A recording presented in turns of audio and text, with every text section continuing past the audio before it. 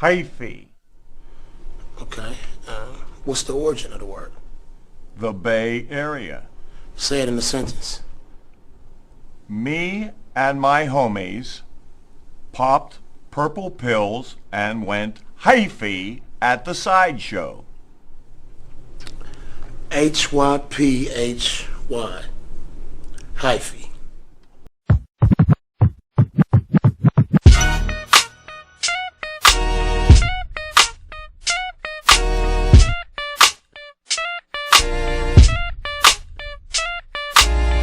Alright, how you doing? My name is Jacob, aka Brother J from the Bay.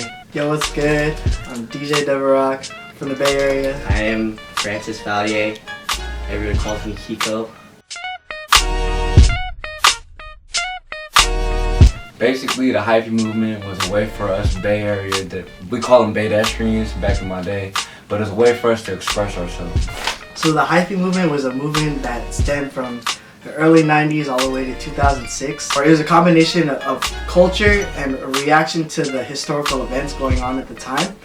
When crack and cocaine were introduced to the Bay Area, a lot of people, including a lot of the members of the Black Panthers, fell victim to this. It's the Hyphy movement, which came of acting in disregard and recklessly against like authority and just doing you. Basically like almost like a lifestyle, if not like a language and a culture within itself that sort of personifies the Bay Area and like gives it life, and it teaches the youth in the Bay like how to like have fun and how to live. S-T-U-P-I-D. When we go to the club, we don't need ID. Everywhere we go, it's a party, y'all. We gon' get it crackin' like the Mardi Gras. Get stupid. We all try to put on this I want to be professional, I want to be, I want to be firm, I want to be assertive. Like, going dumb, going stupid gives us that chance to let out that ignorance. People didn't want to deal with that daily bullshitting struggles of like living in Oakland at the time, dealing with the police, dealing with the unfairness of the government. Ignorance is bliss, right? And when you go dumb, like you're really happy. Like when you get stupid, like you're super happy, jubilant, you're just dancing and like nothing else matters. And to a lot of people it comes off reckless and ignorant and stupid, and that's where like we kind of like own that. Hey, how you doing? Like, yeah, you just want to be yourself and be able to just be that energy and not always have to be so like. Alright, so some of the biggest influences of this Hyphy era would be one, E40, most definitely. Also another one, RP, Mac Dre, everybody knows. He was just he was just a cool dude. Like he looked like the type of dude that you want to party with. My brother really idolized that guy. Like I've seen my brother go dumb and it looks like a Mac Dre concert. Anytime you play a Feel It Myself and you hear that first piano, like immediately you look for the nearest Bay person you can find and you just start going dumb with them. Like,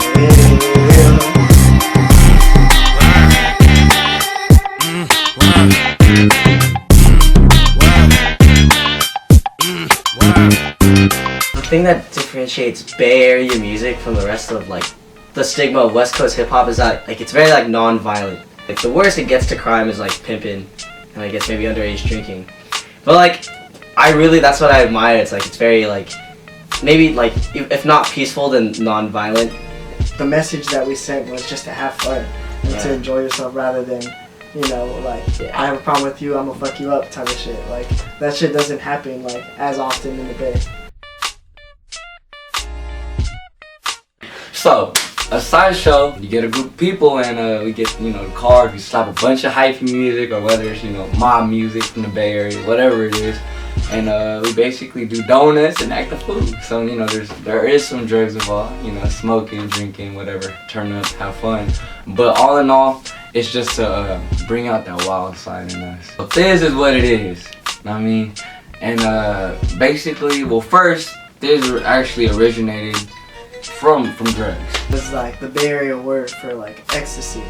So from that, thizzin was pretty much the verb. And they would call it fizz, meaning that it was that face that every time someone took a pill and it had that bitter, nasty taste.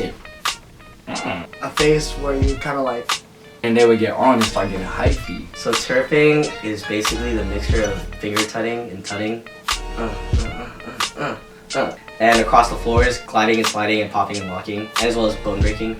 Like, you know, like the dance where like they go back around and stuff. I had friends in different turf like groups, and like they'd go like downtown SF and just start turfing and making turf videos. I'm like, guys, what are you doing? People would join crews. Oh, this crew won a battle, and it became like a form of like reputation, a form of like street cred in a sense. They're definitely more free. Like, they weren't afraid to, like, you know what I mean, just like show what they were showing on their shirts. This was the thing to do. What we would do, we go to, you know, Joann's or something, or Michael's, and get a bunch of paint, and we would paint, you know, on the t-shirt. You got the Bay Bridge right there, the old Bay Bridge, excuse me. I got the Form 5, that's, you know, San Francisco, 650 Daly City. 2 little places I grew up in.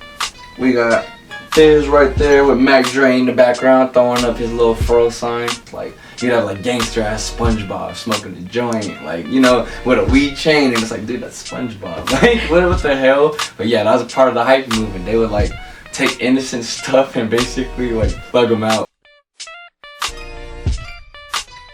The hyphy movement, like, it took a toll when Mac Dre got shot, like in 2004, and then it got revamped with like music from E40 and Too Short, like Tell Me to Go and Blow the Whistle, because that came out like 2 years after. 2007, 2008 came, and that was kind of like post-hyphy movement, like people, it was like the Vans movement, and it kind of like started with that because that became the change of our style from like large white tees and like Nikes and like large baggy jeans, some Jabots, something like that, grills and stunner shades, to like wearing more fitted clothing, like Famous. I think the hyphy movement ended once everyone started seeing the social injustices around and they started getting real lyrical. Because when you think of hyphy, you're thinking of having fun, partying.